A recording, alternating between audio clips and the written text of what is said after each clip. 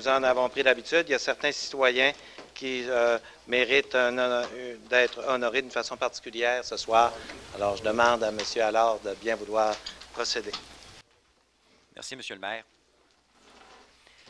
Notre première invitée est directrice du groupe de recherche interdisciplinaire sur les maladies neuromusculaires affilié à la Clinique des maladies neuromusculaires de l'Hôpital de Jonquière, lequel a obtenu récemment le prix du chercheur de l'année décerné par Dystrophie musculaire Canada.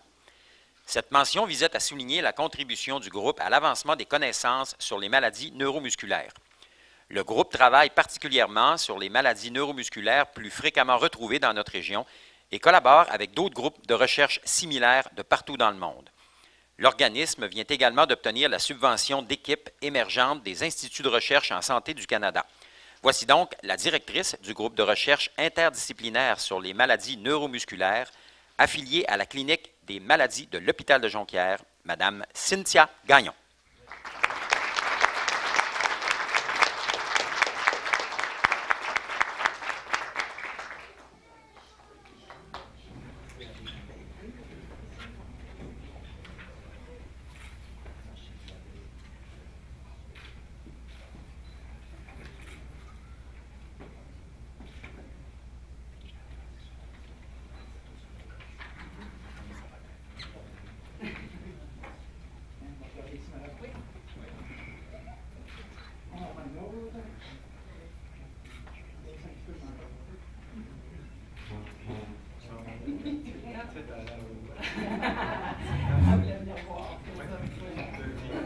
Elle peut venir, on va prendre une photo avec elle.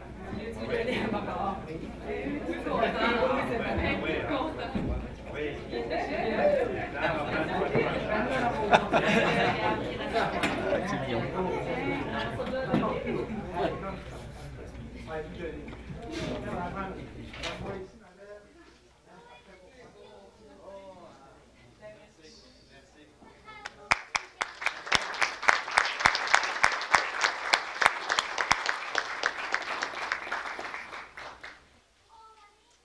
Bravo, Mme Gagnon, merci. Notre deuxième invité est un pilote militaire originaire de la baie. Il se distingue particulièrement du fait qu'il est la première personne de la région à piloter un snowbird des Forces canadiennes, ce qu'il a fait de 2004 à 2006. Il a été également une des vedettes du spectacle aérien du 27 juin dernier qui se tenait à la baie dans le cadre des fêtes du 10e anniversaire de la ville, alors qu'il tenait le rôle de pilote de démonstration du CF-18 de l'Aviation royale du Canada. Il est présentement affecté au 425e escadron d'appui technique ou d'appui tactique plutôt à la base des Forces canadiennes de Bagotville. Voici donc le capitaine Patrick Gobeil.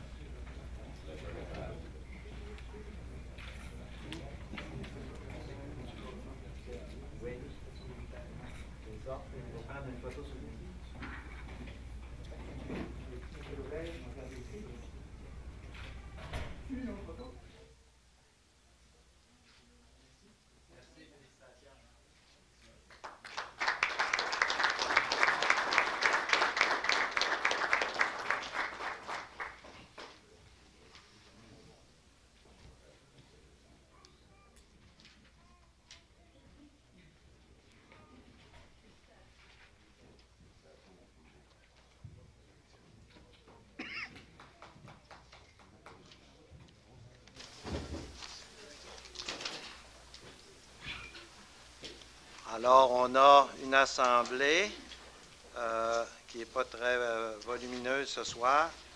Alors, à moins que certains conseillers ou conseillères désirent ajouter des points, on l'adopte tel quel. Alors, M. Noël et M. Dufault. D'abord, on a 3 procès-verbaux. On a celui d'une séance du conseil municipal du 3 décembre, une autre du 20 décembre, et une autre du 20 décembre. Il y en a eu 2 le 20 décembre. Alors, Mme Larouche, M. Simard, sans modification. Maintenant, on a un autre procès-verbal. C'est le comité technique de gestion du fonds des TPI. Alors, Alors, Mme Gauthier et M. Boivin, pas de modification. Les règlements. Bon.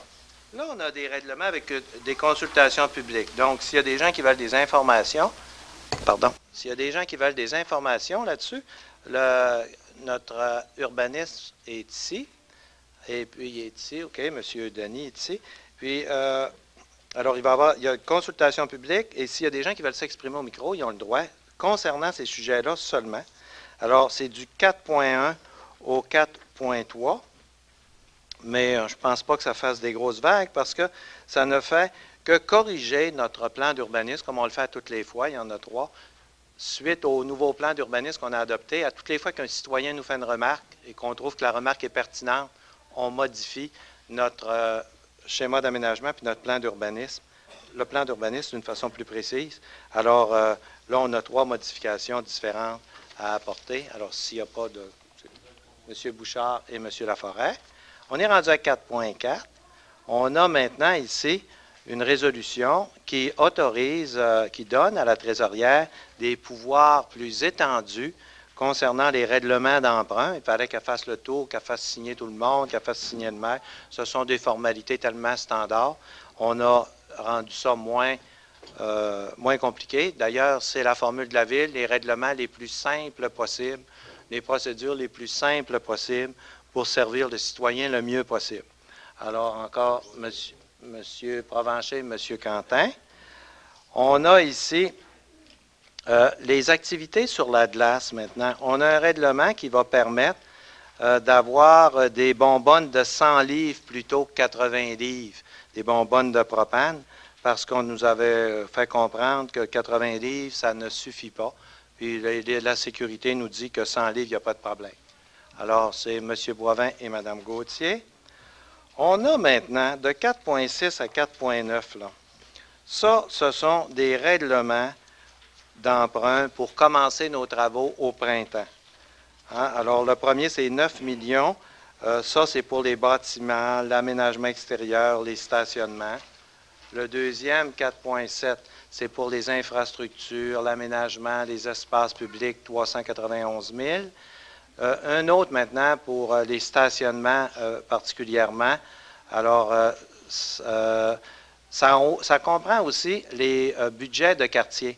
J'aimerais donner une petite précision concernant les budgets de quartier. Chaque conseiller, comme ça a toujours été le cas à Saguenay, j'ai appris qu'il y a des villes, c'est beaucoup plus que ça, mais à Saguenay, c'est 65 000 $. Chaque conseiller a 65 000 $ à sa discrétion pour dépenser pour des problèmes qu'il y a dans le quartier. Mais de la manière que ça marche, là, il faut bien comprendre qu'à toutes les fois qu'il veut faire une dépense à même ce 65 000 $-là, ça lui prend une résolution, soit de l'arrondissement, soit de l'exécutif, soit de la ville. Il ne peut pas arriver, puis 65 000, il y a des gens qui pensent qu'il se promène, le conseiller se promène avec 65 000. Non. Et il faut que 2/3 de ce montant-là aille dans les infrastructures. Alors, c'est 2/3 dans les infrastructures. Le reste, il peut le donner, par exemple, pour un organisme, une équipe de baseball, réorganiser une patinoire, réorganiser le club d'âge d'or. Ça, il peut.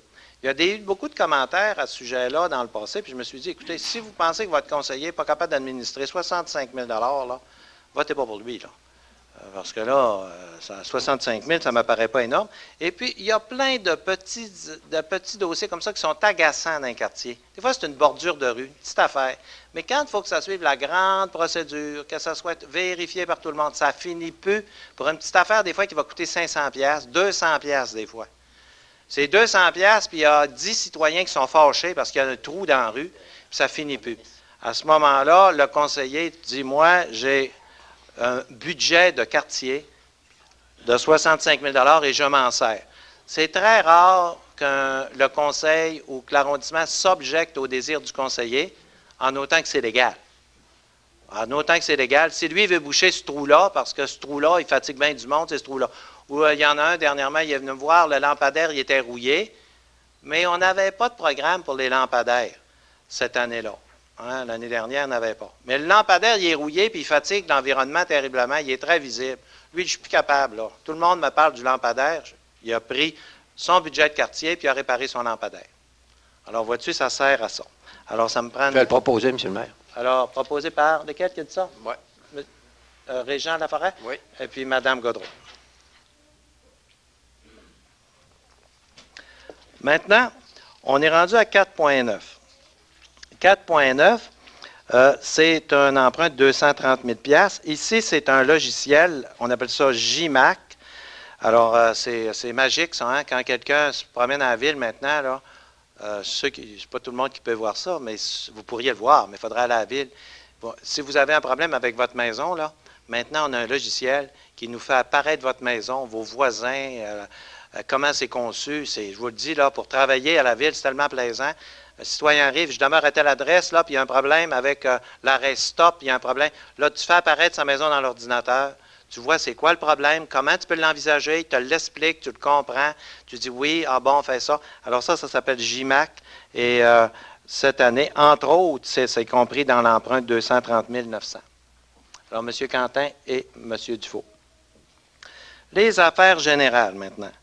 Il y a une mise à jour, la mise à jour du plan des matières résiduelles. Bon. Nous, on a, les matières résiduelles, c'est les déchets. On a jusqu'à la fin de 2013 pour présenter notre plan pour l'avenir. Sauf que le ministère, il n'a pas encore donné, il appelle ça les lignes directrices. Alors là, on fait une demande. J'imagine que toutes les villes vont faire la même demande, parce que s'ils ne nous donnent pas les lignes directrices, on n'est pas capable de le faire. Alors là, on dit au ministère, donnez-nous les lignes directrices, parce qu'on ne veut pas monter un plan, puis lui va dire, non, non, non, non, c'est pas ça que je veux, moi, je veux que vous fassiez ça comme ça, comme ça, comme ça, comme ça. Oui, mais là, on n'a pas les lignes directrices. Donc, là, ce qu'on demande, c'est, considérant que vous n'avez pas les lignes directrices, vous ne les avez pas encore données, donnez-nous un délai additionnel. Alors, ça me prend une résolution. Alors, M. Cléry et M. Dor. Le Conseil des arts, la nomination des administrateurs. Alors, voici la nomination des administrateurs telle que les conseillers me l'ont proposée. D'abord, il y aurait Mme Sylvie Gaudreau, Mme Marina Larouche, M. Jacques Fortin, M. Ian Gayler, M. Michel Penneau. Ça, c'était des gens qui étaient déjà là. On en rajoute, on en remplace, c'est-à-dire, il y a José Gagnon, une nouvelle, Cathy Boucher, Laura Andriani, Michel Mignot et Annie Tremblay. Proposé par M. Noël, appuyé par M. Dufault. Monsieur le maire, les 5 que vous venez de nommer, c'est des nouveaux. Des nouveaux, c'est ça que j'ai dit. Je pensais que ça allait bien pour la première. Non, non, les 5 derniers, c'est des nouveaux. C'est bon, merci. Vous n'êtes pas une nouvelle. La Société de transport du Saguenay, un emprunt de 150 000 $, c'est des logiciels et de l'outillage. Madame Gauthier, Madame Larouche. Alors, c'est ça, c'est terminé pour l'Assemblée. On va avoir maintenant une période de questions de 15 minutes. Je vous répète les règles, comme à toutes les fois. Les personnes qui se présentent au micro, vous donnez votre identité. Vous avez droit à une seule question. Une deuxième est possible si le micro se libère. Ça doit se faire sous forme interrogative. C'est adressé au conseil municipal. C'est le maire qui répond. Et puis, la réponse est tenue pour finale. Et le président peut retirer le droit de parole à toute personne. Ce n'est pas arrivé souvent, mais ça peut arriver. Il peut mettre fin à tout propos qu'il juge utile. Alors, maintenant, je tiens à vous dire aussi que c'est une des façons d'interroger le conseil. Mais jamais à l'hôtel de ville, on refuse qu'un citoyen se présente et vienne poser des questions. Il y en a qui arrivent avec des valises, c'est permis, puis non seulement c'est permis, c'est fortement encouragé que vous veniez à l'hôtel de ville rencontrer les personnes concernées pour poser quelques questions que ce soit à l'hôtel de ville. Oui, bonjour, monsieur. Bonjour, Jean-Benoît Gagnon, arrondissement Labbé. D'abord, c'est pas une question, j'ai une affirmation à faire, si vous voulez, puis une question après. Moi, j'aimerais féliciter le conseil de ville, puis j'aimerais que de la part du bureau du maire, il y a, appelez ça un courriel qui parte aux diverses personnes qui ont organisé l'Assemblée consultative sur la pêche sur la glace à Ville-de-la-Baie. Ayant participé à plusieurs choses comme ça, je peux vous dire que ça s'est très bien déroulé. C'était vraiment plaisant. Ils ont répondu à nos questions, puis on a soumis des interrogations qui ont conduit à des changements.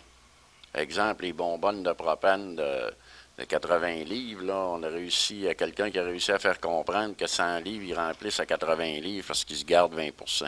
Donc, moi, je voudrais féliciter le personnel de la ville parce que souvent, j'allais dire c'est une marotte pour moi, mais vous savez, les employés municipaux, moi, je les admire, ils font un excellent travail, puis j'aimerais qu'il y ait une missive de votre part qui parte aux divers services qui se rendent jusqu'en bas.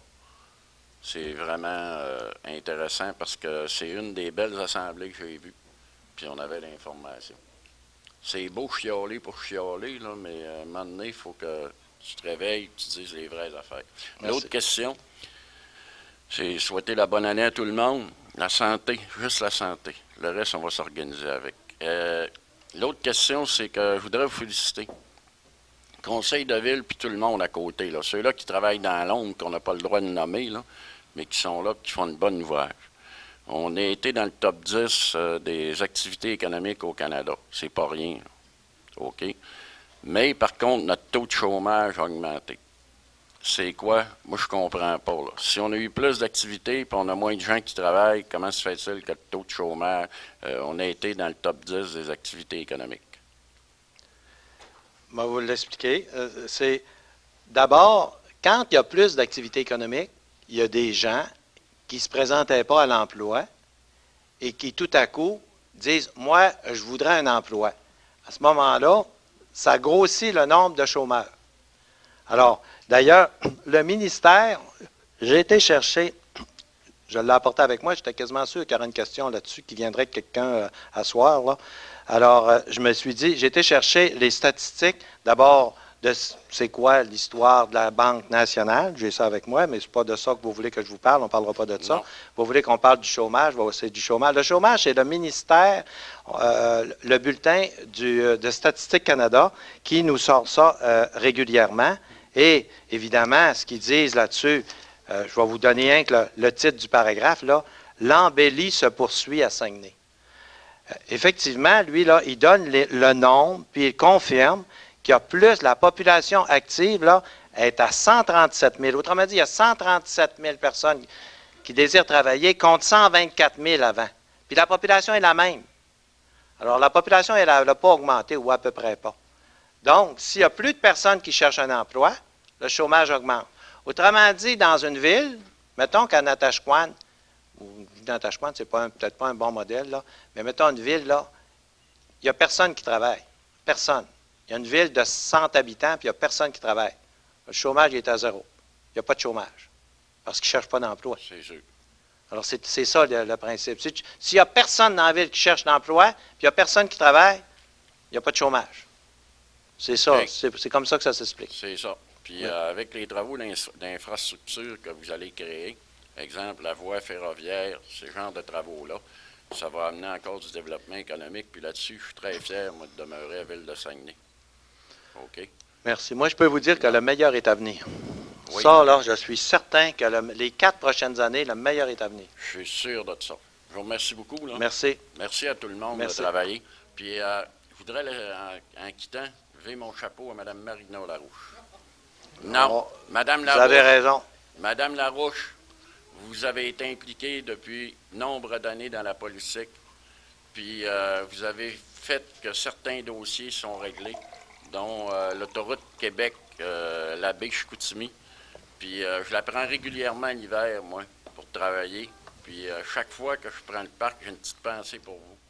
Parce que c'est pas mal moins dangereux que c'était avant, puis je vous remercie beaucoup.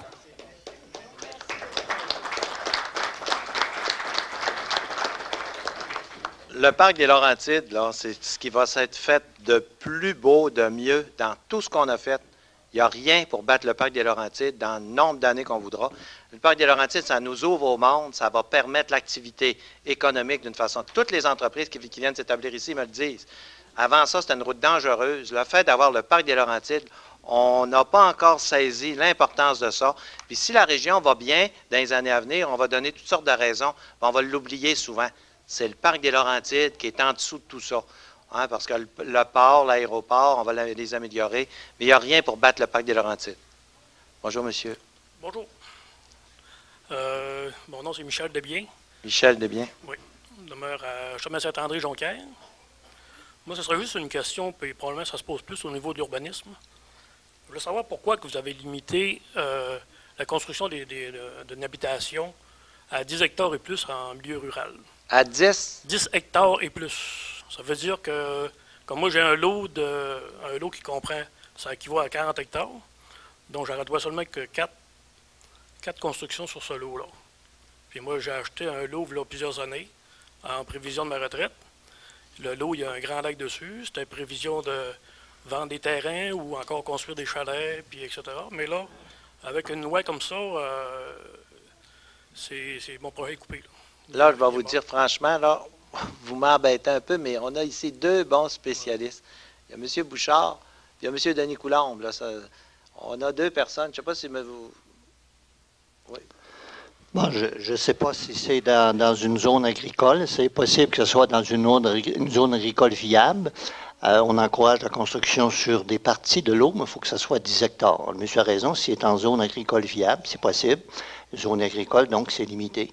Autre point également, une question de service public, on n'a pas d'eau, on n'a pas également d'égout dans ce coin-là, puis également l'étalement urbain. Quand on a fait notre schéma d'aménagement, on a pris la décision de se concentrer au centre pour diminuer les distances, économiser sur les services, puis être plus efficace. Donc l'étalement urbain, aussitôt qu'on sort en dehors de la zone urbaine, il y a un problème. Les superficies doivent être assez grandes pour ne pas permettre la même grandeur qu'en ville, autrement dit, faire des quartiers résidentiels à 4 ou 5 ou 10 km du centre-ville. Là.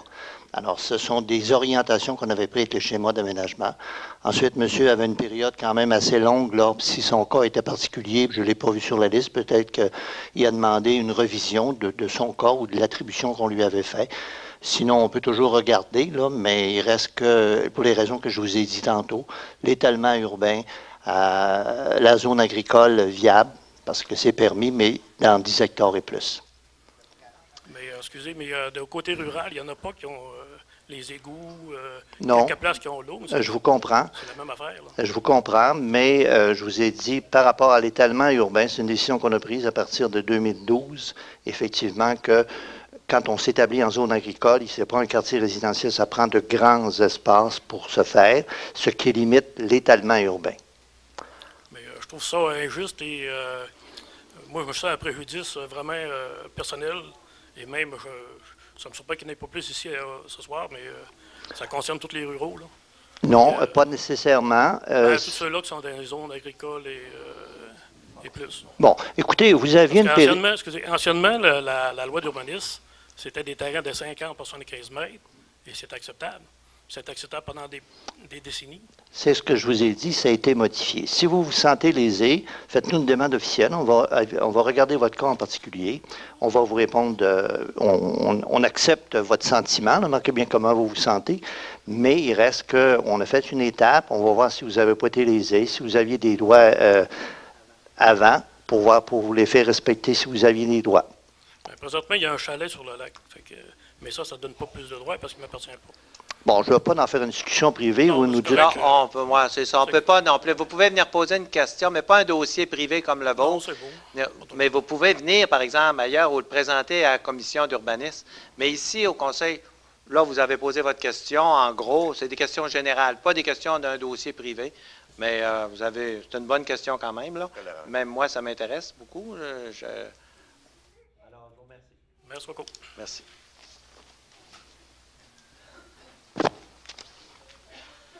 Serge, bonsoir tout le monde. Serge Grenier, arrondissement Chicoutimi.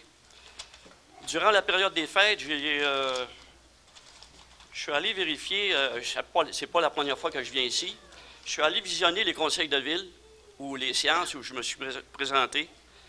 Et mon cheval de bataille, vous devez le savoir, c'est la fameuse écart de 648 $ que nous avons comme avantage par rapport aux autres villes. Alors, ce 648 $-là, moi, je le perçois comme, c'est des revenus versus des dépenses. Alors, je me dis que les dépenses de la ville sont donc environ 30 % de moins ce 648 $-là sur 2100 environ, la résistance, le coût d'une résistance moyenne, Non, l'évaluation? je vais vous donner le chiffre exact, là. En tout cas, c'est entre 30 et 40 millions par année. Puis le budget total de la ville, c'est 290. Et si à chaque résidence, on demandait 640 ou 628? 648. 148 piastres de plus à chaque résidence, ça donnerait entre 30 et 40 millions D'augmentation de taxes. Ça veut dire qu'à chaque année, si on demandait ça, on serait dans la moyenne des villes comparables au Québec. Dans la moyenne. On ne serait ni plus haut ni plus bas. D'accord.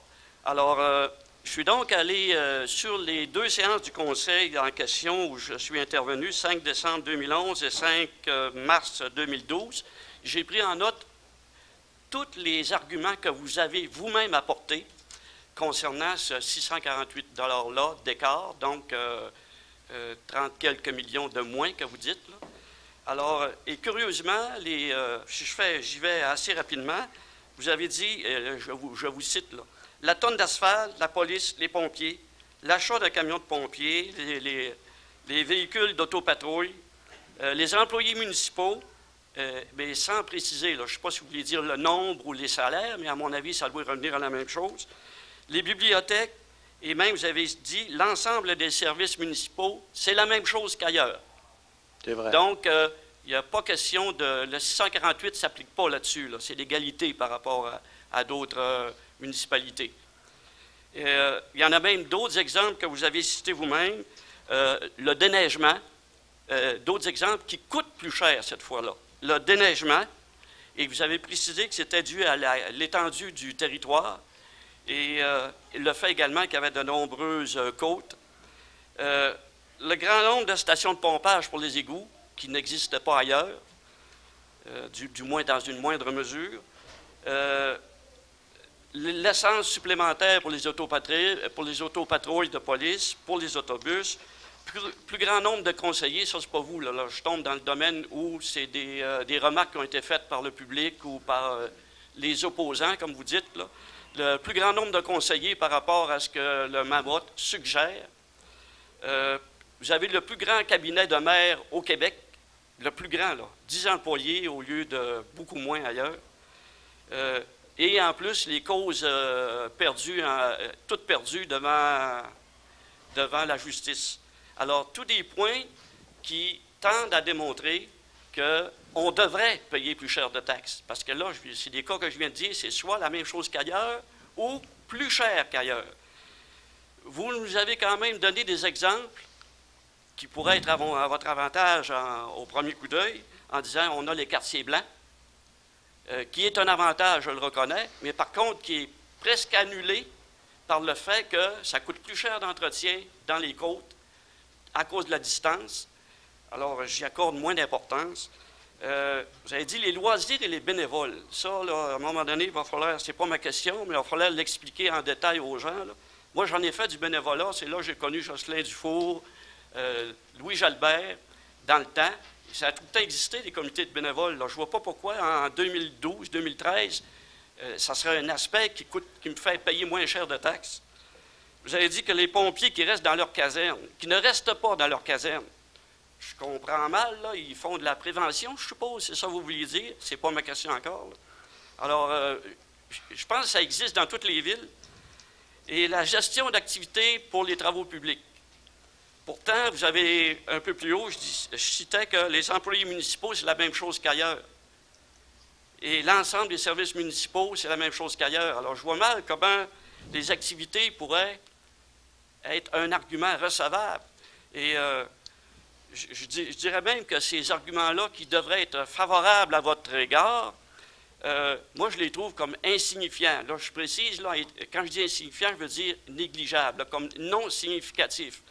Alors, ainsi, pour ces raisons-là, je me pose la question, pourriez-vous nous donner des exemples concrets, des vrais exemples, là, qui feraient que je me fermerais la trappe, puis tous les opposants, ou le 30 quelques millions que vous dites là, que ça nous coûterait plus cher de taxes, moi tantôt je disais 30 sur mon compte de taxes, Ça veut dire que vous devez avoir des lapins dans votre chapeau disant « Hey, telle affaire, là, ça ne coûte pas 30, parce que là, c'est plus 30 là, il faut que ça soit 40 ou 50 parce que les exemples que je viens de donner n'aident pas, sont à l'égalité ou même plus bas. Alors, êtes-vous capable de me donner des exemples, de nous donner des exemples d'activités, de dépenses qui coûtent 40, 50 et qui c'est un lapin dans votre chapeau, 60 moins cher qu'une autre ville du Québec et qui prouverait à ce moment-là que votre 648 $ est vrai et n'est pas une fumisterie. Point d'interrogation. Merci. Merci. Alors, vous me donnez l'occasion de m'expliquer là-dessus.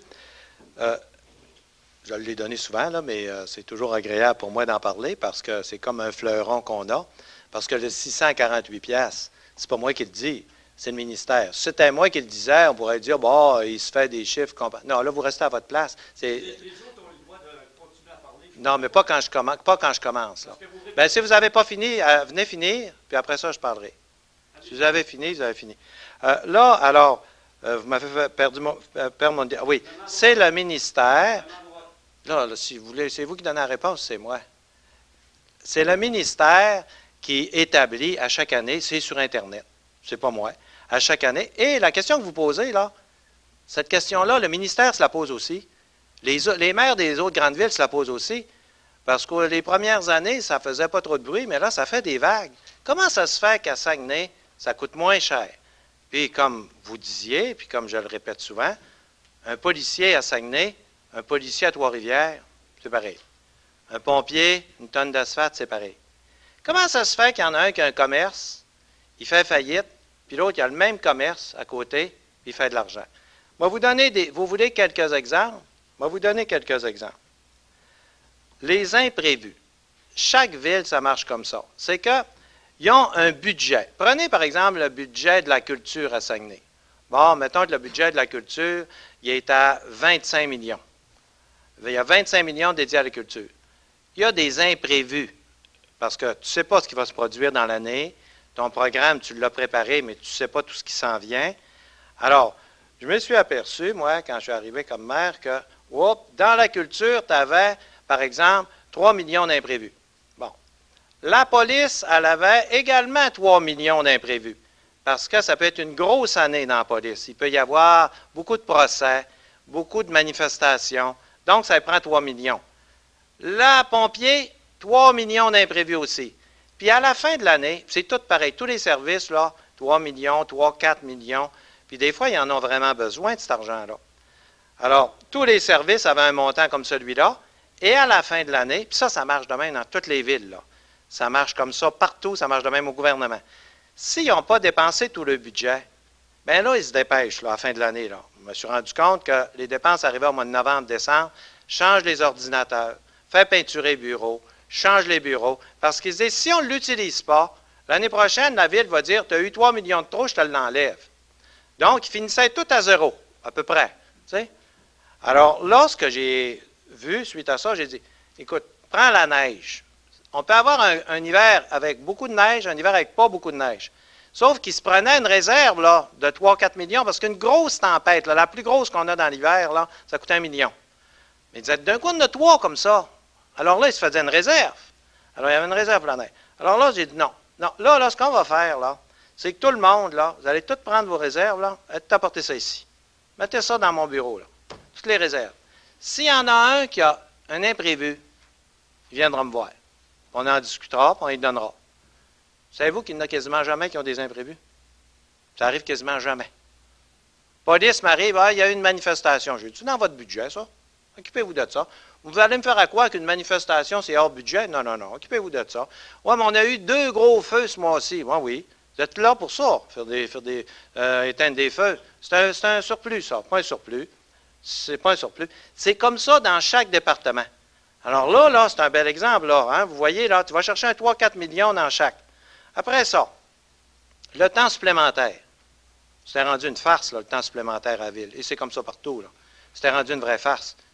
Vous demanderez pour le fun. Car ceux qui demandent des recherches d'informations, là, demandez celle-là. Quel était le temps supplémentaire il y a 5 ans Quel était le temps supplémentaire l'année passée? Vous demanderez ça comme accès à l'information.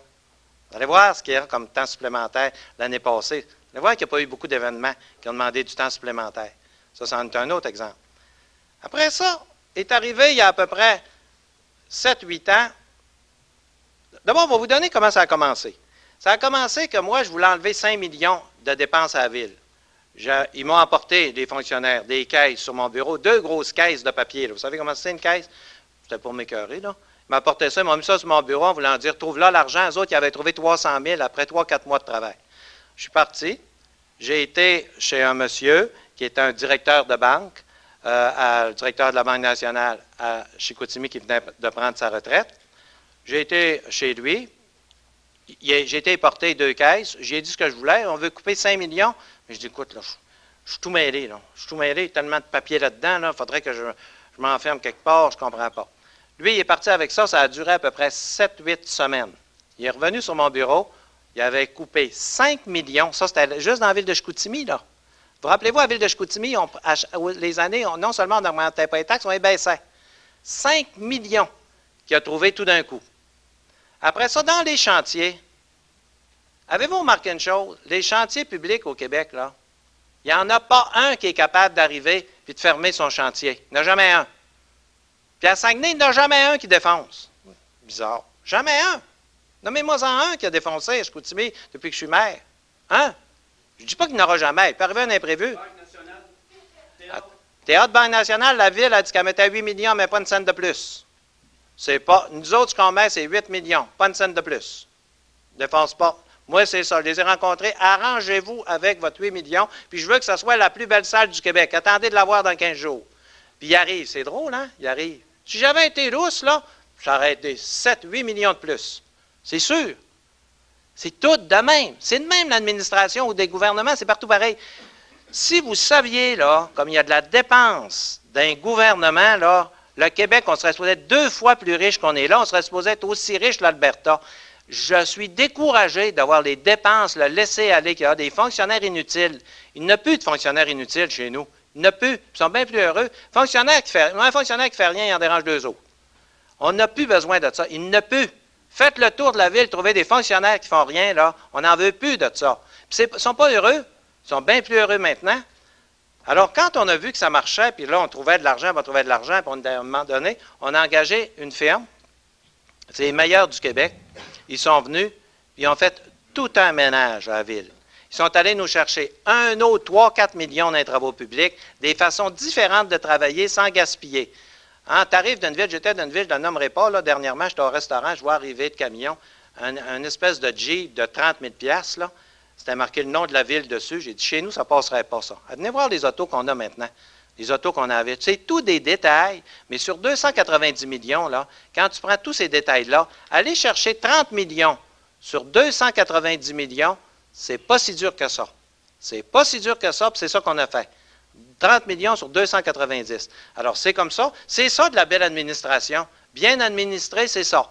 Puis là-dessus, le conseil municipal est tellement d'accord avec moi, puis chaque conseiller dans son secteur travaille pour en arriver à ça. Ça nous a permis de changer. Vous avez vu des infrastructures un peu partout. On a tout changé ça partout. Alors, regardez-nous aller. Et la ville de Saguenay, si on enlève les barrages, après avoir investi comme on a investi, incluant les bateaux de croisière, on est encore la grande ville la moins endettée du Québec. Si on enlève j'enlève les barrages, les autres villes n'ont pas. Alors là, vous voyez bien là, que ça gaspille bien trop. Au provincial, au fédéral, c'est une gaspille. Je le vois moi-même. Je me dis, ça n'a pas de sens de gaspiller comme ça. Puis dans les autres villes, c'est pareil. Ça n'a pas de sens comme ça gaspille. Alors ici, à Saguenay, il n'y a plus de gaspille. Ça va très bien. Tout le monde a ce qu'il faut, leur dire, personne qui manque de rien. Au contraire, c'est très luxueux. Je vais vous en donner un autre exemple. Ils viennent pour faire une réparation il n'y a pas longtemps dans une des bâtisses, ça fait pas longtemps ça, c'est une des plus récentes. Ils arrivent, on avait donné l'autorisation. On s'attendait à 60 000. Ils arrivent, ils disent c'est 170 000. Mais là, je lui dis c'est pas compliqué, là, il n'y a pas de réparation. OK, on oublie ça, il n'y en a pas. Alors, tout le monde, les fonctionnaires, tout le monde, ils veulent cette affaire-là, puis ils veulent. Bien, ils l'ont faite. Elle n'est pas finie d'ailleurs, ils sont après à faire, ça va coûter 60 000. Hein, mais ça aurait coûté 170. C'est comme ça. Alors, c'est ça qui fait qu'on sauve 30 millions, puis ça, c'est 642 piastres par porte qu'on dépenserait, personne n'en aurait connaissance. Puis encore aujourd'hui, là, il y aurait bien des coupures qu'on peut faire encore. Il y en a encore en masse. D'ailleurs, on recommence un peu partout, particulièrement dans les travaux publics. Il y a des façons différentes de travailler qui vont nous permettre de travailler d'une façon plus efficace, donner plus de services aux clients avec un meilleur contrôle. Puis on a parlé de ça aux syndicats, puis ils sont bien d'accord pour embarquer avec nous autres. Parce que les fonctionnaires se faire dire que c'est des pas bons, ils n'aiment pas ça, eux autres non plus. Alors, ils aiment ça quand le monde dit hey, on a des bons fonctionnaires, comme quelqu'un est venu le dire au micro tantôt. C'est plaisant pour eux autres, c'est valorisant. Pas plaisant de se faire dire que tu es un pas bon, là. Alors, eux autres, sauf que quand les politiciens donnent des directives qui ne sont pas claires, bien, à ce moment-là, c'est ça qui arrive. Alors, il faut leur donner, il faut mettre une ambiance d'économie. Ils sont bien payés, bon fonds de pension. À cette heure, à un coup que c'est réglé, on travaille pour les citoyens.